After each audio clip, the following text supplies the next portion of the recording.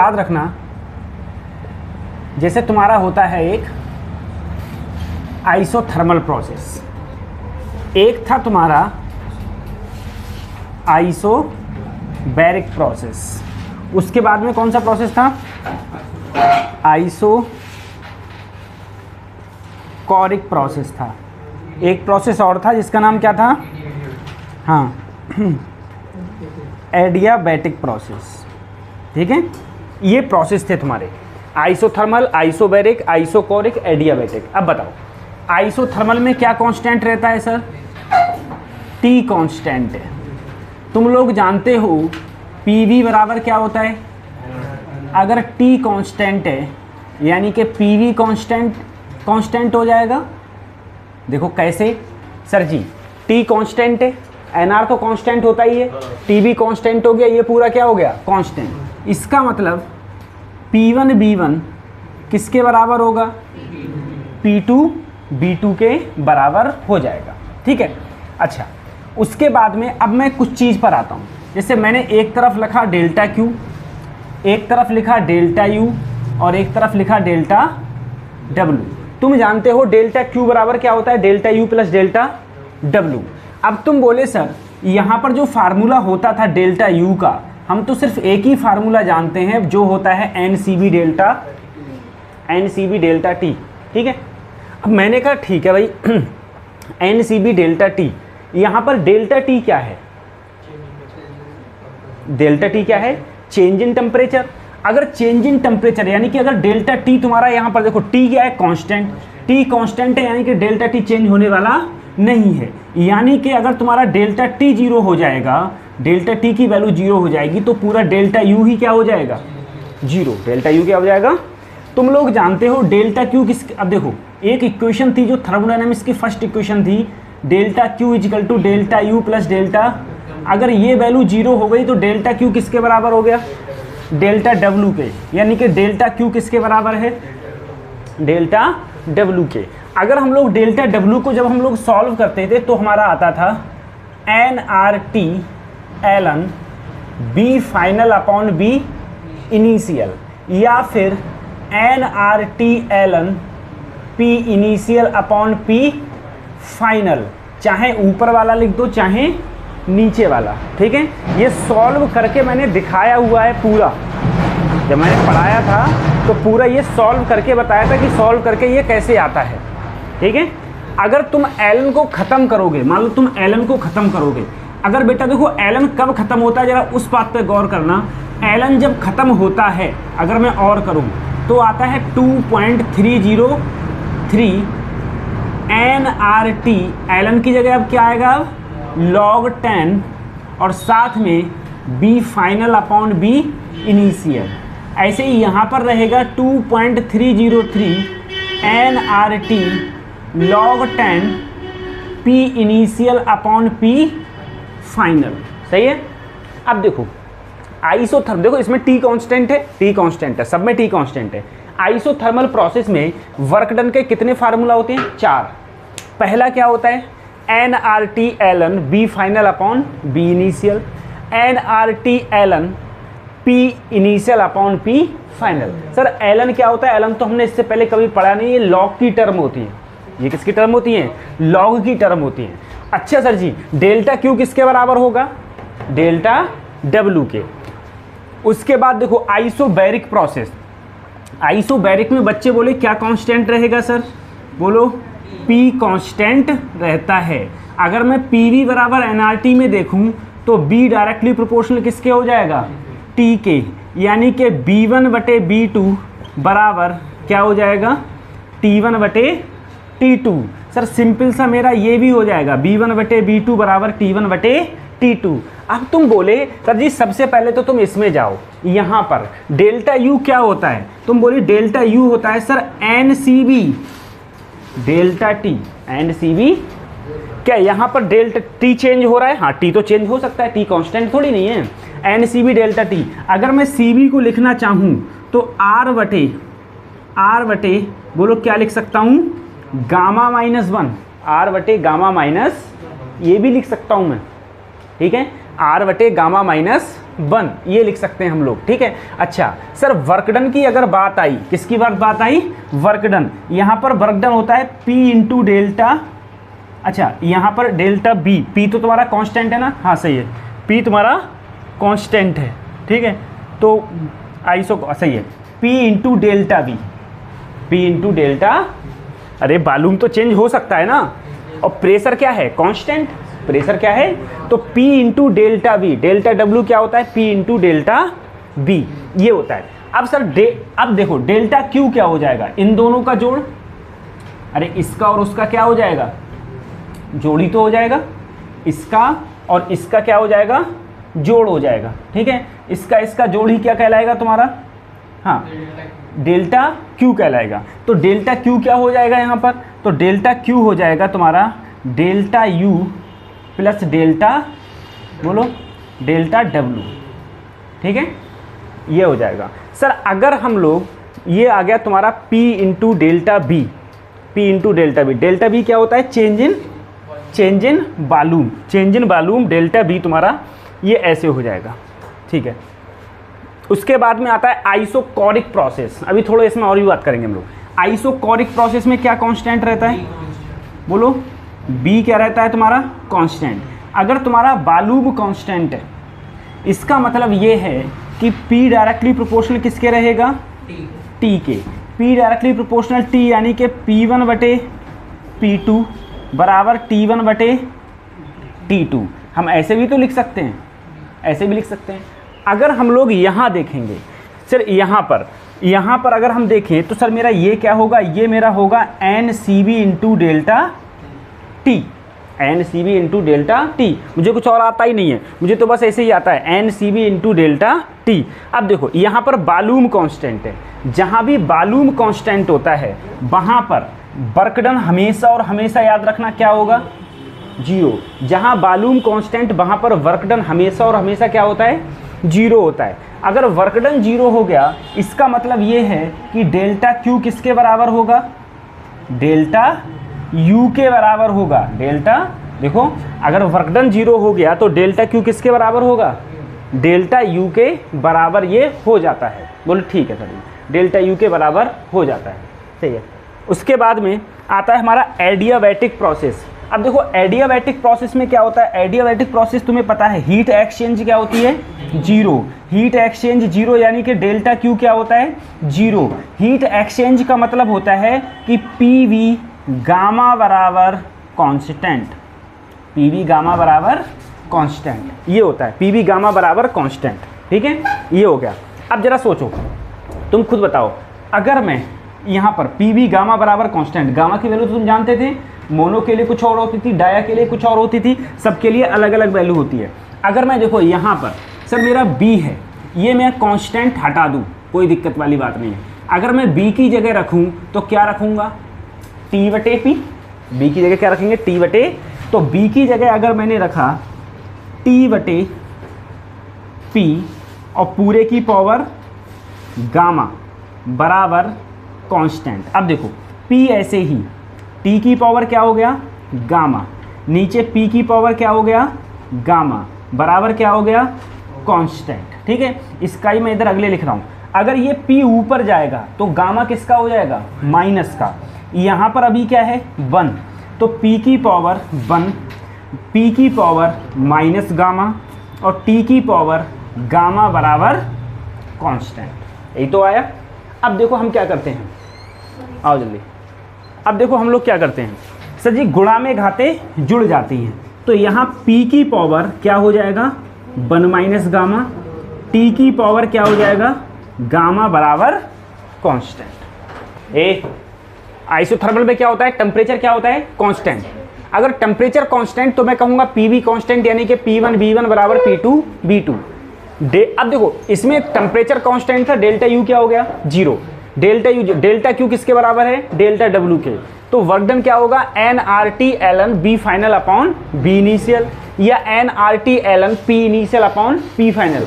अगर तुम्हें क्वेश्चन में, ध्यान रखना, अगर तुम्हें क्वेश्चन में वॉल्यूम दिया है तब ऊपर वाला लगाओगे, अगर तुम्हें क्वेश्चन में प्रेशर दिया है तो ये वाला हम लोग लगाते हैं।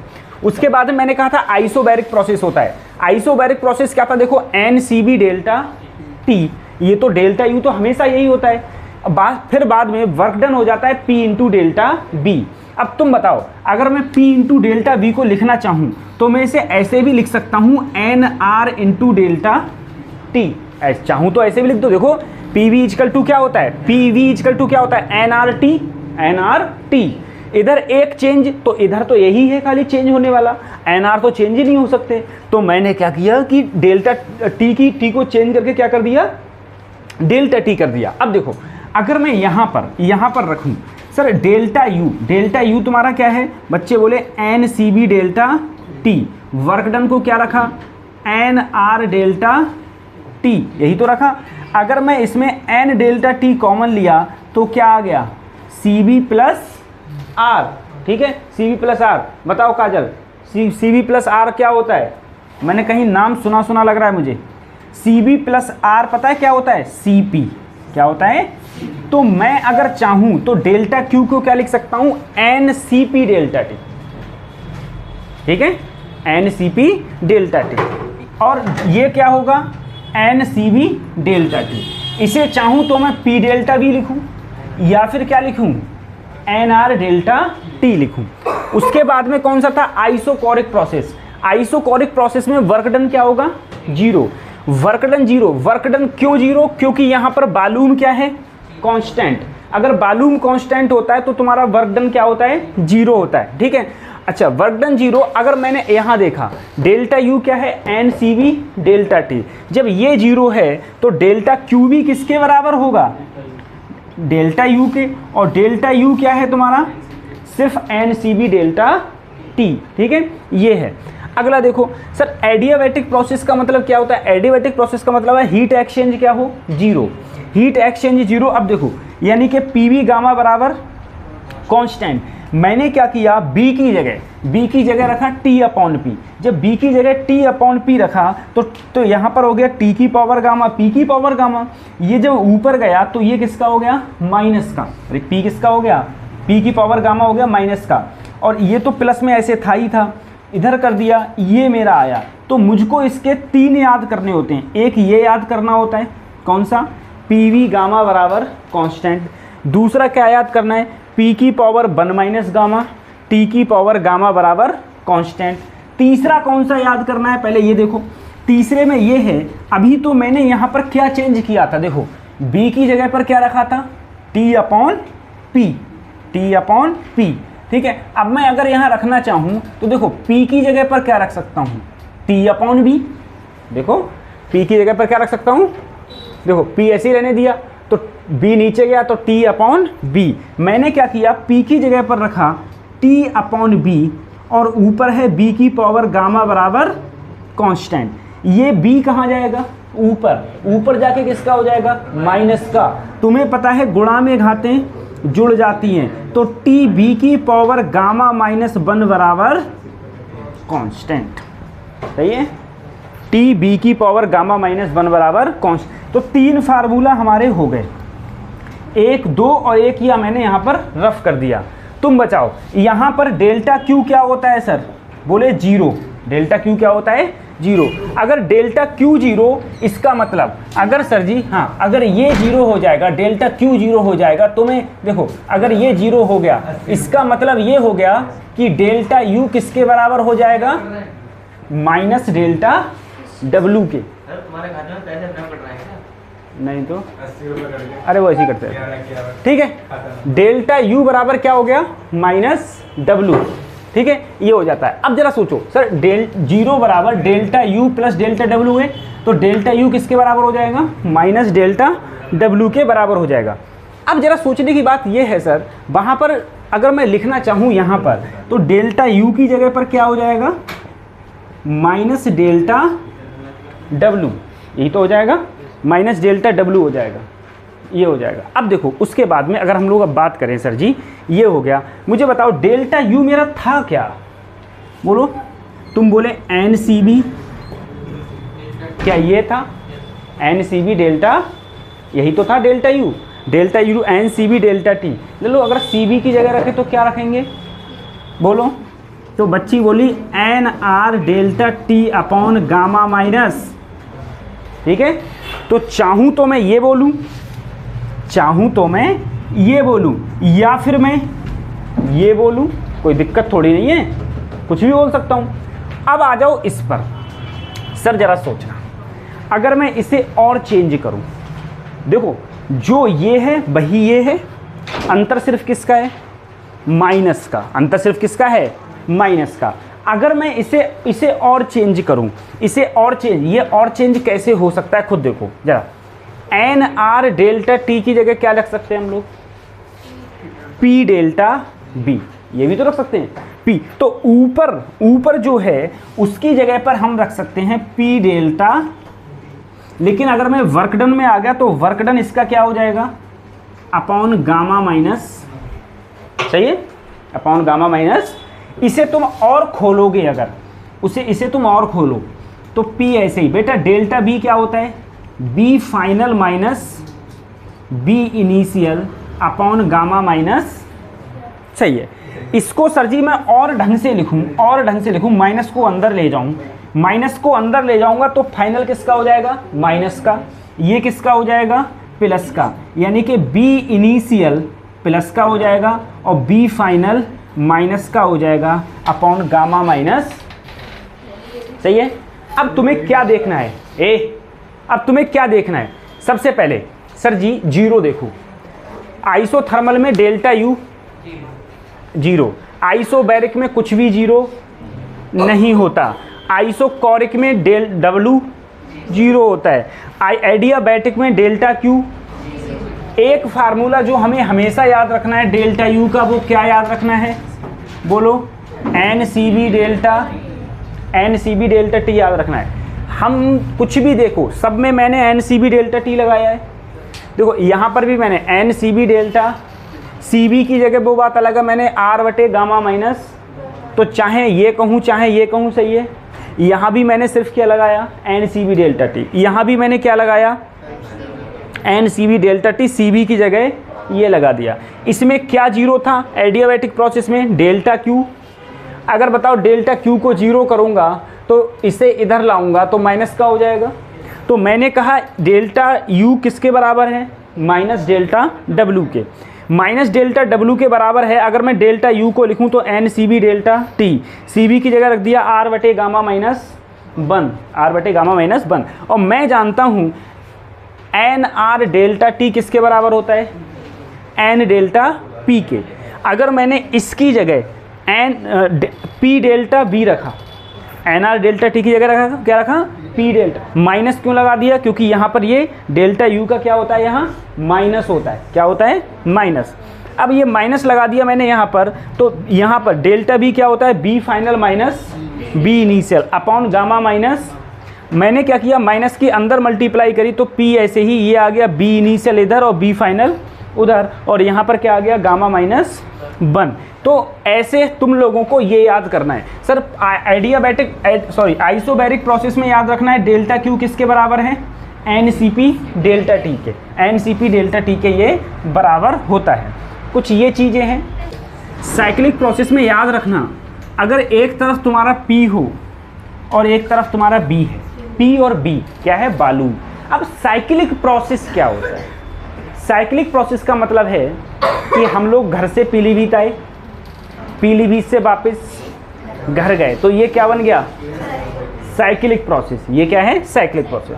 तो साइक्लिक प्रोसेस का मतलब है अगर कोई चीज़ मान लो यहाँ से चली, यहाँ गई, और किसी रास्ते, जरूरी थोड़ी नहीं तुम उसी रास्ते से आओ, तुम किसी दूसरे रास्ते से आ जाओ और वहीं पर वापस आ जाओ, तो उस प्रोसेस को हम लोग क्या बोलते हैं, साइक्लिक। साइक्लिक प्रोसेस में कुछ चीज़ें याद रखना। सबसे पहले साइक्लिक प्रोसेस में बेटा चेंज इन इंटरनल एनर्जी क्या होती है, जीरो। साइक्लिक प्रोसेस में चेंज इन इंटरनल एनर्जी क्या होती है, अगर change in internal energy zero है तो डेल्टा क्यू बराबर किसके होगा, डेल्टा डब्ल्यू के। क्यों होगा, ये बराबर क्यों हुआ, फार्मूला क्या था बेटा डेल्टा क्यू का, बोलो। अगर ये जीरो है तो डेल्टा क्यू किसके बराबर होगा, डेल्टा डब्ल्यू के। समझ में आ गया। अगर डेल्टा डब्ल्यू के ये बराबर है, अब सर वर्क डन क्या होगा? वर्क डन जो होता है ना वो इसका एरिया होता है, जो इसका एरिया होगा वही क्या होगा, ध्यान रखना, जो इसका एरिया होगा वही वर्क डन होगा। यानी कि डेल्टा डब्ल्यू बराबर एरिया इनक्लोज्ड पीवी डायग्राम, ठीक है। इस डायग्राम के अंदर जो है, जो एरिया है वही तुम्हारा क्या होगा, पीवी डायग्राम का जो एरिया होगा वही क्या होगा। अब एक बात देखो सर, डेल्टा यू जीरो है, जैसे मान लो ये पॉइंट ए है, ये पॉइंट क्या है, मैं यहाँ से यहाँ तक गया, यहाँ से यहाँ तक गया, तो मान लो मैंने वर्क डन किया यू, तो यहाँ से वापस आते हुए वर्क डन क्या होगा, माइनस यू, माइनस, तभी तो मेरा जोड़ने पर क्या आएगा, जीरो, जोड़ने पर क्या आएगा। अब ध्यान रखना, अगर तुमसे पूछा जाए बताओ यहाँ से यहाँ तक वर्क डन कितना होगा, तो यहाँ से यहाँ तक तो वर्क डन होगा और वापस आते हुए भी होगा, लेकिन जितना जाते हुए होगा उतना ही आते हुए होगा, लेकिन अपोजिट होगा, यानी कि इधर प्लस इधर, तभी तो टोटल चेंज करके मेरा क्या आएगा, जीरो। तो साइक्लिक प्रोसेस में डेल्टा क्यू बराबर delta U plus delta due, delta U क्या होता है, जीरो। डेल्टा यू इससे पहले भी कहीं जीरो होता था महाराज, इससे पहले डेल्टा यू कहाँ जीरो था, इससे पहले डेल्टा यू कहाँ जीरो था, आइसोथर्मल में, आइसोथर्मल में डेल्टा यू क्या होता है, जीरो होता था, ठीक है। तो आइसोथर्मल में वो डेल्टा यू, तो ये कहलाएगा तुम्हारा साइक्लिक प्रोसेस। कुछ चीजें और याद रखना, कोई भी अगर तुम्हें पीवी डायग्राम दिया हुआ है, कोई भी पीवी डायग्राम दिया हुआ है, ठीक है, उस पीवी डायग्राम में ध्यान रखना, अगर कोई भी तुम्हें पीवी डायग्राम दिया हुआ है, उस पीवी डायग्राम में कोई तुम्हें ऐसे ये प्रोसेस दिए हुए हैं, तो जो ये इसका एरिया होगा वो एरिया ही क्या दिखाएगा, वर्क डन। एरिया क्या दिखाएगा, क्या ये क्लोज्ड प्रोसेस है, क्लोज्ड है, अगर ये क्लोज्ड है तो इसकी चेंज इन इंटरनल एनर्जी कितनी होगी, zero, change in internal energy. अगर ये क्लोज्ड है तो इसकी चेंज इन इंटरनल एनर्जी होगी जीरो, और इसका जो एरिया है वही हमारा क्या दिखाएगा, वर्क डन। एक चीज और याद रखना, क्या, अगर प्रोसेस क्लॉकवाइज हो, क्लॉकवाइज जानते हो, ये क्लॉकवाइज है कि नहीं है, क्लॉकवाइज है ये वाला प्रोसेस, अरे ऐसी तो क्लॉक चलती है, क्लॉकवाइज है तो वर्क डन क्या होगा, पॉजिटिव वर्क डन होगा, पॉजिटिव वर्क डन होगा। अगर यही प्रोसेस एंटी क्लॉकवाइज हो, यही प्रोसेस एंटी क्लॉकवाइज हो, तो जो वर्क डन होगा वो क्या होगा, निगेटिव होगा, इस बात का याद रखो, ठीक है। अगर क्लॉकवाइज है तो क्या होगा, पॉजिटिव, अगर एंटी क्लॉकवाइज है तो वर्क डन क्या होगा, निगेटिव। अगर एंटी क्लॉकवाइज है तो एंटी क्लॉकवाइज सर कब होता, जब ये ऐसे चलता, यही तो एंटी क्लॉकवाइज होता है। देखो क्लॉकवाइज का मतलब क्या है, ऐसे चलना, एंटी क्लॉकवाइज का मतलब क्या है, ऐसे चलना, ये एंटी क्लॉकवाइज चल रहा है, तो वर्क डन निगेटिव होता है साइक्लिक प्रोसेस में। ये अभी हम और ग्राफ की बात कर रहे हैं। हम लोग एक चीज़ अच्छी तरीके से जानते हैं कि अगर कहीं पर प्रेशर हो और कहीं पर अगर बालूम हो, प्रेशर बालू में कोई भी जो एरिया होगा वो area diagram, area work done को शो करता है, वर्क डन को बताता है। कुछ प्रोसेस हैं जो नीट में बहुत पूछे गए हैं और काफ़ी बार ये पूछे जाते हैं। पहली चीज़ ये, अगर तुम लोग जानते हो, हमने कई प्रोसेस की बात करी थी। पहला प्रोसेस जो तुम्हारा था, बताओ इसमें बताओ, काजल बताओ इसमें क्या कांस्टेंट है, जल्दी बोलो। पी कांस्टेंट है, और पी किस में कांस्टेंट होता है, कौन से प्रोसेस में, बोलो। पी कांस्टेंट कौन से में होता है, आइसोबैरिक प्रोसेस में पी क्या होता है, कांस्टेंट। अब बताओ इस पर क्या कांस्टेंट है, बालूम। अब बालूम किस में कांस्टेंट होता है, बोलो। आइसोकोरिक प्रोसेस में बालूम कांस्टेंट होता है, ठीक है। उसके बाद में देखो दो ग्राफ होते हैं, एक का स्लोप होता है ज़्यादा, एक का स्लोप होता है कम। हमेशा याद रखो, जिसका स्लोप ज़्यादा होता है उसे हम, जिसका स्लोप कम होता है उसे बोलते हैं हम लोग आइसोथर्मल प्रोसेस, और जिसका स्लोप ज़्यादा होता है उसे क्या बोलते हैं हम लोग, एडियाबैटिक प्रोसेस। ठीक है, जिसका स्लोप ज़्यादा उसको एडियाबैटिक, जिसका स्लोप कम उसे क्या बोलते हैं, आइसोथर्मल प्रोसेस बोलते हैं। अब जरा एक बात दिमाग में अपने और डालो, जो नीट तुमसे पूछेगा इसी टाइप से डायरेक्ट आपको क्वेश्चन पूछेगा।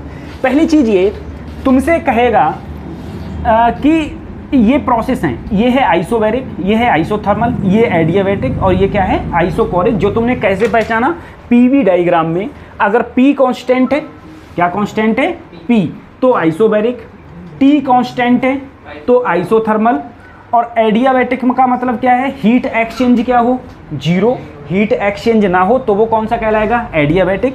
आइसोकोरिक का मतलब है इसमें क्या कांस्टेंट होता है, B कांस्टेंट होता है, तो उसे हम लोग बोलते हैं आइसोकोरिक प्रोसेस। अब दूसरी चीज, तो मैंने तुमसे कहा पीवी डायग्राम में जो एरिया है, एरिया क्या शो करेगा, वर्क डन शो करता है, एरिया शो करता है वर्क डन। अब एरिया का मतलब क्या है, जरा इसमें एक बार एरिया के संदर्भ में देखो, इधर देखो।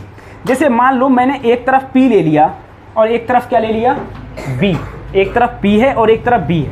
अब देखो, अगर सर मैंने तुमसे कहा कि सर जी अगर कोई चीज़ ऐसे गई है तो यहाँ से देखो A से लेके B तक, यहीं तक तो ये स्लोप गया है। अगर मैं इसके नीचे का एरिया देखूँ, नीचे का एरिया ये है, इसके नीचे का एरिया यही तो है, तो ये एरिया ही क्या कहलाएगा, यहाँ से यहाँ तक जाने के लिए वर्क डन कहलाएगा। ठीक है, अगर मैं ऐसा एरिया ना लेके, अगर मैं ऐसा एरिया लूँ, मान लो मैं यहाँ से यहाँ तक गया, A से B तक गया, अब तुम कौन सा एरिया लोगे, तो A से B के नीचे का पूरा एरिया यही तो कहलाएगा, नीचे का पूरा एरिया ही कहलाएगा, तो यही क्या कहलाएगा, इसका वर्क डन कहलाएगा। अब जरा इसके कॉन्सेप्ट में आओ, जैसे यहाँ पर क्या है तुम्हारा, आइसोबैरिक है। सर ये आइसोबैरिक है, जरा सोचो, अगर मैं इसके कारण वर्क डन कहूँ तो ये नीचे का पूरा वर्क डन कहलाएगा, सही है। अगर मैं आइसोथर्मल के कारण कहूँ तो ये और इसके नीचे का वर्क डन कहलाएगा, एरिया कहलाएगा। इसके कारण कहूँ तो ये और ये कहलाएगा, और इसके कारण कहूँगा तो इसके कारण तो कोई एरिया ही नहीं होगा, ये तो स्ट्रेट लाइन रहेगी। अब मैं तुमसे पूछूं, बताओ सबसे ज़्यादा एरिया किसके कारण है, आइसोबैरिक के कारण, उससे कम आइसोकोरिक के कारण। ठीक है, तो एरिया ज़्यादा तो वर्क डन ज़्यादा। तो याद रखना है पीवी डायग्राम में जो सबसे ज़्यादा वर्क डन होता है वो किसका होता है, आइसोबैरिक का सबसे ज़्यादा वर्क डन होता है। उसके बाद में किसका होता है, आइसोथर्मल का। उसके बाद में एडियाबैटिक का होता है। उसके बाद किसका होता है, आइसोकोरिक का। ठीक है, आइसोकोरिक का। और आइसोकोरिक का वर्क डन कितना होता है, 0। ध्यान रखना, आइसोकोरिक का वर्क डन क्या होता है तुम्हारा, 0 होता है। तो ये सारे प्रोसेस हैं, इन सारे प्रोसेस पे भी तुमसे क्वेश्चंस पूछे गए हैं। कुछ एक क्वेश्चंस तुमसे ऐसे भी पूछे गए हैं कि मान लो उसने इधर दे दिया P, इधर दे दिया B, अब PV दे दिया PV दे दिया यहाँ से। अब जरा सोचना, यहाँ पर मान लो उसने प्रेशर कहा P0 है, यहाँ प्रेशर उसने कहा कितना है 2P0, यहाँ पर वॉल्यूम B0 है, यहाँ पर वॉल्यूम कितना है 2B0। अब मान लो ये चीज़, ये अभी क्या दिखा रहा है, ये क्लॉकवाइज दिखा रहा है। जरा सोचो सर, ये क्या दिखा रहा है, क्लॉकवाइज। अगर मैं नाम रख दूँ यहाँ पर ABC, अब बताओ AB कौन सा प्रोसेस है, AB कौन सा प्रोसेस है, AB में क्या कांस्टेंट है, वॉल्यूम।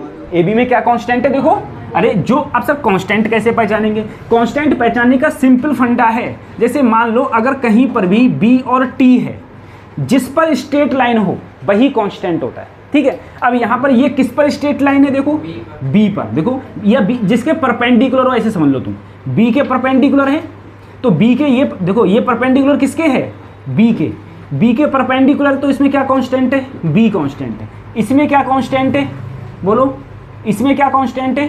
P कांस्टेंट है। क्या कांस्टेंट है? P। लेकिन मैंने कहा PV डायग्राम में जो ये एरिया होगा, ये एरिया ही क्या दिखाएगा? Work done. अगर मैं इसका वर्क डन निकालूं तो वर्क डन कितना निकालोगे? 1/2 बेस। बेस कितना है? अरे यही तो बेस है। बेस 2B0 में से क्या घटाऊं? तो B0 बचेगा अपॉन हाइट 2P0 में से क्या घटाऊं? P0। तो यहाँ पर आंसर क्या आएगा मेरा? P0 B0 बटे 2। ये मेरा हो जाएगा वर्क डन। ठीक है। तो अच्छा, अब बताओ उपासना, तुम बताओ बेटा, इसमें चेंज इन इंटरनल एनर्जी कितनी होगी? 0। चेंज इन इंटरनल एनर्जी क्या होगी? क्यों 0 होगी? क्योंकि ये कैसा प्रोसेस है? साइक्लिक प्रोसेस है। कैसा प्रोसेस है? साइक्लिक। किसी भी साइक्लिक प्रोसेस में चेंज इन इंटरनल एनर्जी 0 होती है। लेकिन अगर मैं मान लो, अगर मैं इसी क्वेश्चन को कहते हैं, यही क्वेश्चन है मेरा P और B, अगर इसी क्वेश्चन को, ये क्या है? B0, ये क्या है? 2B0, ये क्या है? P0, ये क्या है? 2P0। अगर मैं, मुझे बताओ वर्क डन कितना होगा? अब वर्क डन कितना होगा? -P0 B0/2। हाँ, अब वर्क डन जो होगा वो होगा -P0 B0 अपॉन ये। सर अब माइनस क्यों है और इधर प्लस क्यों है? क्योंकि ये कैसा है? क्लॉकवाइज। जहाँ भी जो भी साइक्लिक प्रोसेस है, अगर वो क्लॉकवाइज होगा तो वर्क डन क्या होगा?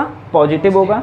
ठीक है। अगर कोई भी प्रोसेस एंटी क्लॉकवाइज होगा तो वर्क डन क्या होगा? तुम्हारा नेगेटिव। तो तुम्हारा नेगेटिव वर्क डन होता है। ठीक है। यहाँ पर मेरे पास 2 डायग्राम बने हुए हैं, 2 डायग्राम बने हुए हैं। ठीक है। एक है तुम्हारा ये ऐसे जा रहा है, और एक है तुम्हारा बिल्कुल यही से है, सेम ही है, ये भी ए से सेम जा रहा है। मुझे बताओ, अगर यहाँ पर ए से बी में वर्क डन W1 हो, यहाँ पर वर्क डन क्या हो? कौन सा वर्क डन ज़्यादा होगा और कौन सा कम होगा? या बराबर होगा, या कम होगा, या ज़्यादा होगा?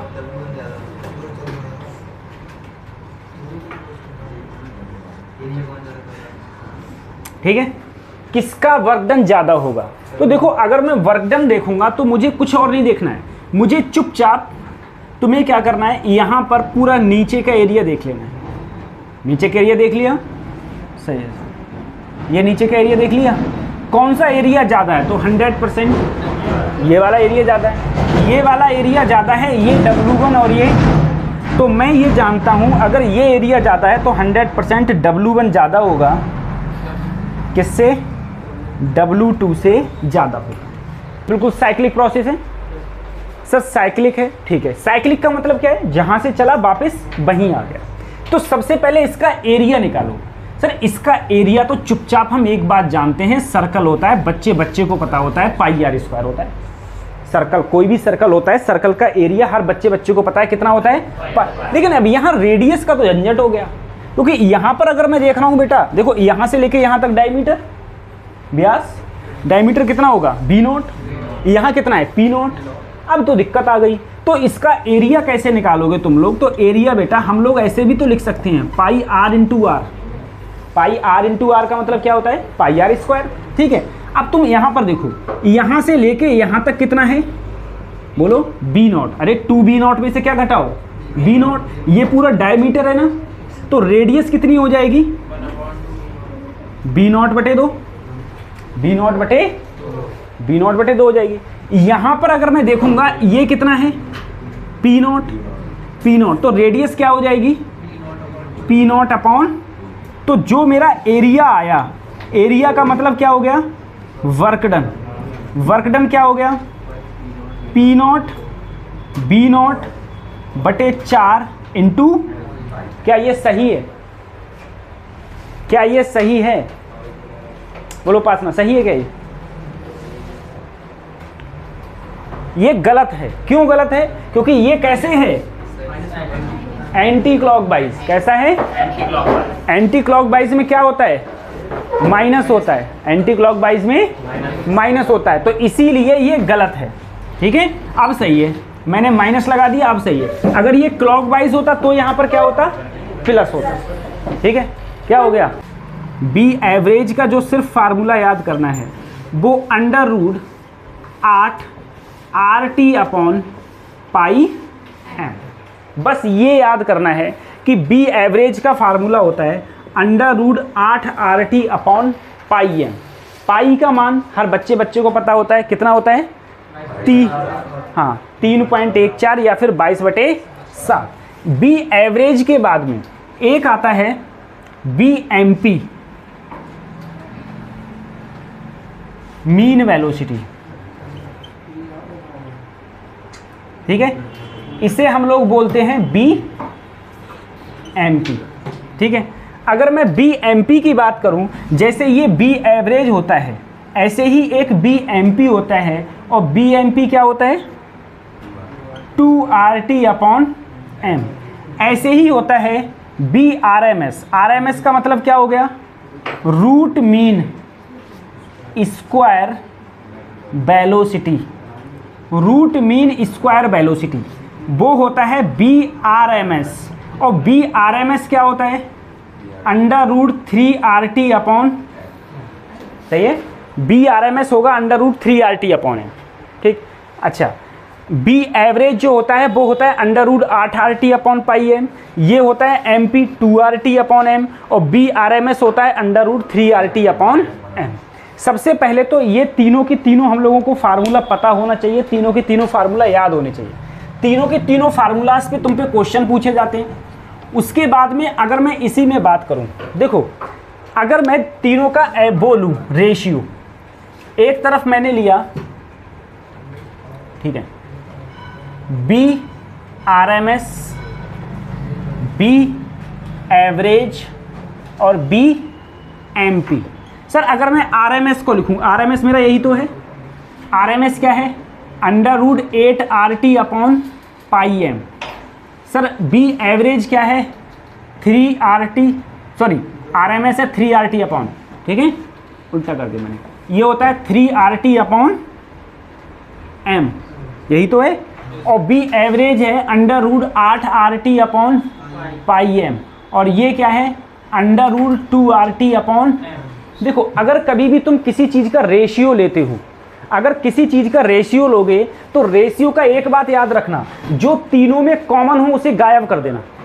यहाँ मैं अगर तीनों में कॉमन देखूँ तो RT upon M, RT upon M, RT upon M, तीनों में RT अपॉन एम है, तो RT अपॉन एम को क्या कर दो, गायब। यहाँ क्या बचा, अंडर रूट 3, यहाँ क्या बचा 8 अपॉन पाई, और यहाँ क्या बचा 2। सर अगर मैं पाई का मान क्या होता है 3.14, 3.14 को अगर तुम भाग करना तो यहाँ पर आएगा 2.5, और यहाँ पर क्या है अंडर रूट 2। सही है। अब तुमसे पूछा जाए, बताओ सबसे ज़्यादा वेलोसिटी किसकी होती है, सबसे ज़्यादा वेलोसिटी किसकी है, तो तुम क्या बोलोगे, किसकी है, आरएमएस की, उसके बाद में एवरेज की, उसके बाद में एमपी की। अगर तुमको याद करना है तो तुम किससे याद कर लो,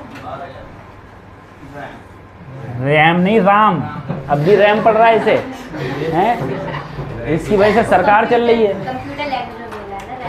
बेटा, इसी वजह से सरकार चल रही है, हर भाषण में ये यूज हो रहा है और तुम अब भी यूज कर रहे हो इसको। ठीक है, तो याद रखना RAM, R से रूट मीन स्क्वायर, A से एवरेज, M से क्या हो गया, M से क्या हो गया, मीन वेलोसिटी। ठीक है, तो ये सबसे ज़्यादा होती है। इसका रेशियो एग्जाम में पूछा गया है काफ़ी बार, एग्जाम में पूछा गया है कि बताओ सबसे ज़्यादा वेलोसिटी किसकी होती है, तो तुम्हें क्या याद करना है, राम याद करना है। इनका रेशियो क्या होता है, अंडर रूट 3, अंडर रूट 2.5 और अंडर रूट 2 याद करना है। ठीक है, फिर ये वेलोसिटी याद करनी है। सर आरएमएस के लिए होता है under root 3RT upon M, और एवरेज के लिए होता है under root 8RT upon pi M, और तुम्हारा एमपी के लिए होता है under root 2RT upon M. सही है, ये सारा याद करना है। क्वेश्चन मैंने कहा calculate the root mean square, यानी कि आरएमएस, एवरेज का मतलब है बी एवरेज, उसके बाद में मोस्ट प्रोबेबल स्पीड यानी कि बी MP, ठीक है, या मीन स्पीड। ये हो गया। तुमसे क्या पूछा है, ऑक्सीजन की कितने डिग्री टेम्परेचर पर, 27 पर। तो सबसे पहले तो देखो तुम m निकालो। m बेटा ऑक्सीजन का पता है कितना होता है, 32, लेकिन 32 क्या होता है, याद रखना 32 ग्राम पर, ये होता है 32 ग्राम पर मोल होता है, ठीक है। टेम्परेचर कितना है, 27 डिग्री सेंटीग्रेड। 27 डिग्री सेंटीग्रेड का मतलब क्या हो गया, कितने केल्विन, 300 केल्विन। अब सबसे पहले तुमसे जो पूछा गया है वो देखो, अगर मैं RMS निकालूं, हम लोग जानते हैं RMS में क्या होता है, √3RT अपॉन, कोई दिक्कत नहीं है सर, 3 ऐसे ही, R का मान याद रख लेना 8.314, जो कांस्टेंट होता है 8.314। टेम्परेचर कितना हो गया, 300 केल्विन अपॉन m कितना है सर, 32 ग्राम है। 32 क्या है, ग्राम। तो ग्राम को सबसे पहले किस में कन्वर्ट करो, किलोग्राम में। अगर ग्राम को किलोग्राम में कन्वर्ट करोगे तो तुम लोग जानते हो 10⁻³ किलोग्राम पर मोल। तो यहाँ पर क्या आ जाएगा, 32 गुणा 10⁻³ 32 गुणा 10, देखो m की वैल्यू यही तो आ गई, ठीक है। फटाफट अब आंसर निकालना है। अब सर दिक्कत एक बात है, मेरे पास में नीट का मतलब है 1 मिनट। 1 मिनट में अब मुझे इतना ये फार्मूला लगा के मुझे आंसर भी निकालना होता है, तो कैसे निकालेंगे। तो देखो क्या करना, सबसे पहले तुम 3 से क्या 32 कटेगा, नहीं कटेगा, सही है। अच्छा अब इसको ज़रा काटने की कोशिश करो। 8 से कट रहा है, 8 तियाँ 8 चौक, ये पूरा 8.314 है, इसे 8 मानो तो 8 चौक 3 तियाँ, अरे 3 तियाँ 9, ये ऊपर गया, देखो 3 तियाँ 9, 900 गुणा 10⁻3, और यहाँ कितना है नीचे 4, 4 से काटो, 4 दूनी, सही है, 4 दूनी 8, 200, 200 गुणा 10⁻3, अब 3 और 1 4, 4 का मतलब हो गया 10⁻2, यहाँ कितना बचा 20, 20 का क्या होगा, 4 चौक 16, तो 4 पॉइंट कुछ आंसर हो जाएगा मीटर पर सेकेंड, मीटर पर, ठीक है। कहते ऐसे शॉर्ट में जाना, अगर लॉन्ग में जाने की कोशिश करोगे तो आंसर नहीं आएगा। अब देखो एक मैं और करा रहा हूँ, RMS के बाद में अब मैं क्या कराया, एवरेज। उपासना एवरेज का फार्मूला जल्दी बताओ लोग, जल्दी बताओ, मैं भूल गया, बोलो। हाँ तो इतनी देर लगाओगे, ठीक। कहाँ 4 से कटेगा क्या, 900 है ना, अच्छा 4 से कटेगा 25 लाओगे, अच्छा ये कह रहे हो ना, ये कर दो, ठीक है। हाँ 225, अच्छा 225 का 1 करोगे तो 22 पॉइंट हो गया, 4 चौक 16, 5 25, तो वही 4.6 कर दो, सही है, 4.6 के एयरफेयर में आंसर आ जाएगा। अब देखो मैं एक ये बताने की कोशिश कर रहा हूँ, ये तो मैं कुछ लोगों को दिख नहीं रहा होगा, देखो 8 ऐसे ही, R की वैल्यू, टेम्परेचर कितना है, पाई की वैल्यू 3 पॉइंट, सॉरी यहाँ पर 8.314 होता है, सही है। m की वैल्यू कितनी है, 32 ग्राम, ग्राम का मतलब क्या हो गया 10⁻−, ठीक है, ये हो जाता है 10⁻−3। अब देखो जरा सर, अगर मैं इस कैलकुलेशन को सॉल्व करूं तो हम लोग सॉल्व कैसे करेंगे।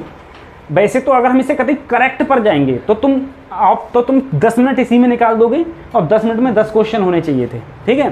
तो नीट में क्या होता है, 4 ऑप्शन दिए होते हैं नीचे, उन 4 ऑप्शन में तुम्हें कोई एक ऑप्शन टिक करना है, वहां पर तुम्हें ये नहीं देखना है कैलकुलेशन कभी करेक्ट पर जाना है, ठीक है। किसी प्रकार से तुम्हें बस 4 में से 1 लगाओ, तुम्हारा सही होना चाहिए, बाकी उन्हें दुनियादारी से मतलब नहीं है। अब तुम देखो, अगर हम लोग इसमें काटा करें, हम लोग कैसे काट सकते हैं इसमें, देखो 8 चौक 32 कट गया, ठीक है सर, ये 8 चौक 32 कट गया।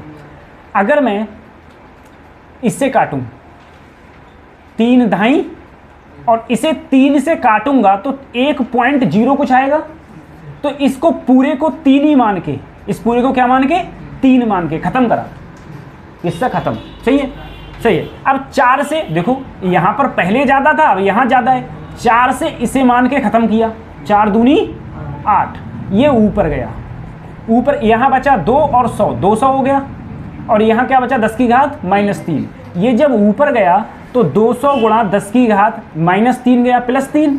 अब यहाँ 3 है और 1 इधर से ले लिया, 4 हो गया। 4 का अंडर रूट क्या हो जाता है 10 की घात 2, और यहाँ क्या बचा सर 20। 20 का क्या लिखोगे तो 4 चौक 16 और 5 25, यानी कि 4 से थोड़ा सा ज़्यादा। देख लो आंसर 400 में कौन से आंसर फिट बैठ रहा है, वही मीटर पर